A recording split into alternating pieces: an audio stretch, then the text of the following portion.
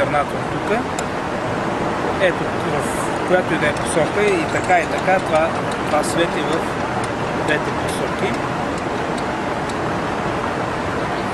И това е без мултипликаторно. Няма никакви предавки тук.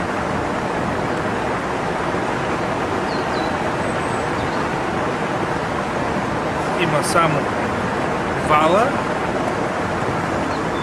и алтернатор. И тук е свързано с лампата.